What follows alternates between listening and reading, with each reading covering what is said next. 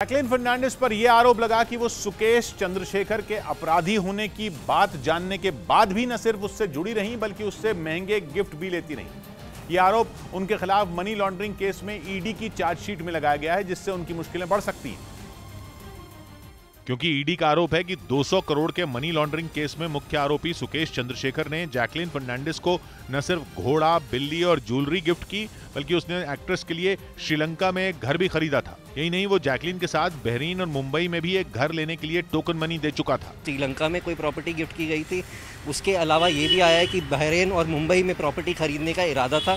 ED ने जो chargesheet दाखिल की उसमें जैकलीन पर मनी लॉन्ड्रिंग का आरोप लगाया गया है। ईडी का यह भी आरोप है कि जैकलीन ये बात अच्छे तरीके से जानती थी कि सुकेश एक ठग है और उसके खिलाफ केस भी चल रहा है, लेकिन इसके बाद भी वो उनसे गिफ्ट लेती रही। और दावा है कि जैकलीन ने पूछताछ में यह कबूल भी किया कि सुकेश ने उसे श्रीलंका में घर खरीदने के बारे में बताया था। ईडी ने अपनी इस चार्जशीट चंदन उगाएंगे तो चोर आएंगे, बेच नहीं सकते, ये सोचकर आप चिंतित हो क्या? अगर 130 करोड़ में चंदन उगाने वाले आपको सिखाएं तो देरी क्यों?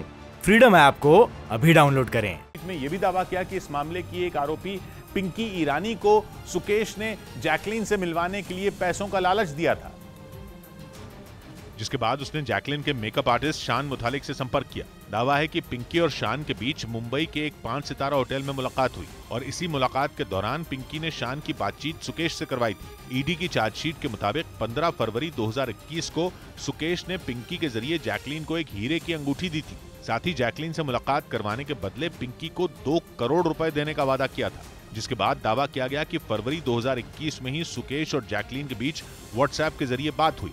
और इस बातचीत के दौरान सुकेश ने जैकलीन को यह बताया था कि वो एक राजनीतिक परिवार से जुड़ा है और उसकी छवि खराब करने के लिए उस पर गलत आरोप लगाए गए हैं। दावा है कि इस बातचीत के बाद ही सुकेश ने जैकलीन और उसके परिवार को कई महंगे गिफ्ट देने के साथ घूमने के लिए चार्टर्ड प्लेन का भी इंतजाम किया था।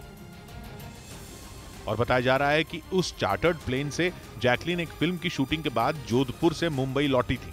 ईडी की चार्जशीट के मुताबिक सुकेश ने जैकलीन को मुंबई में 57 लाख रुपए में एक घोड़ा खरीद कर दिया था और उस घोड़े को रेसकोर्स में रखने के लिए 7 लाख रुपए भी उसी ने चुकाए थे। इसके अलावा अमेरिका में रहने वाली जैकलीन की बहन को कार खरीदने के लिए 1 करोड़ 40 लाख रुपए भी भेजे थे, जबकि बहरीन में जैकलीन के माता पिता के लिए 2 गाड़ियां खरीदने के लिए 1 करोड़ 89 लाख रुपए दिए थे। इतना ही नहीं, ऑस्ट्रेलिया में जैकलीन के भाई के लिए कार खरीदने के लिए भी सुकेश ने करीब 40 लाख रुपए भेजे थे। चार्जशीट में यह भी दावा किया गया कि सुकेश ने पिंकी को यह बताया था कि उसने जैकलीन को मुंबई के जुहू बीच पर एक मकान खरीदने के लिए पैसे तक दे दिए हैं, जबकि जैकलीन के परिवार के लिए वो बहरीन में एक मकान पहले ही खरीद चुका था। यही नहीं, श्रीलंका में भी उसने जैकलीन के लिए घर खरीद रखा था। ईडी का दावा है कि पूछताछ में जैकलीन ने यह बताया था कि सुकेश ने कई बार उससे मिलने की कोशिश की थी और उसने खुद को एक मशहूर गहनों के स्टोर का मालिक बताया था। जैकलीन ने पूछताछ में यह भी दावा किया था कि सुकेश ने उन्हें अपना ब्रांड एम्बेसडर बनाने की इच्छा जताई थी और बाकायदा 15 लाख रुपए के मोती और गहने भी भेजे थे। जांच एजेंसी का आरोप है कि जैकलीन ने पूछताछ के दौरान जांच को भटकाने की कोशिश की थी। उन्होंने खुद को सुकेश से पीड़ित बताया था, जिसका वो कोई सबूत नहीं दे पाई थी। इस बीच जैकलीन की मुसीबत तब और बढ़ गई जब दिल्ली पुलिस ने भी उन्हें एक नोटिस भेजा। 12 सितंबर को दिल्ली पुलिस की आर्थिक अपराध शाखा यानी ईओडब्ल्यू ने जैकलीन फर्नांडिस को नोटिस जारी कर पूछताछ में शामिल होने के लिए बुलाया है।